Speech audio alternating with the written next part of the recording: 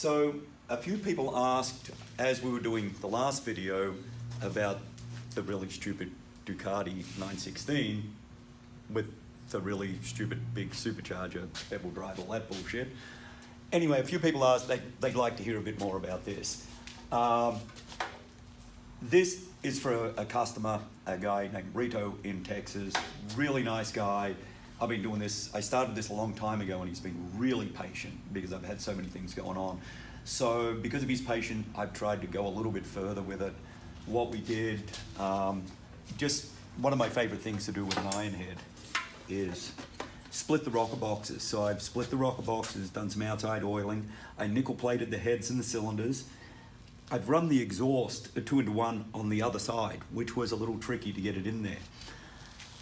I kept some of these original sports to design things like the Headlight Bracket. I'm not sure if I'm going to keep that, but we're going to nickel plate all the frame lugs, already nickel plated back here. Just want a real traditional sort of 60s style cafe racer, race bike, whatever. I'm liking this thing. Let's have a look at the other side. There's some cool stuff.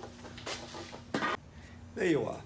So this is the other side. See, I've done this 2-into-1, snuck this in behind the shock. This was kind of tricky. Just traditional looking cafe racer tank. One thing, I've done this before. You might remember a few years ago, I built another Iron Head cafe racer, and I used, this is actually a Moto Guzzi. Wow, I'm using a Moto Guzzi wheel.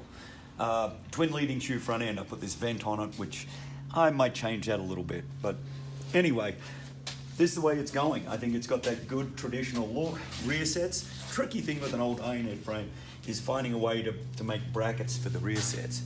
I made this thing that ties into the back of the engine frame mount here. I think it worked out kind of good. So I think it's got that nice traditional look to it. Hopefully we're going to fire this up in the next day or so. We'll put a video up of that too. So enjoy.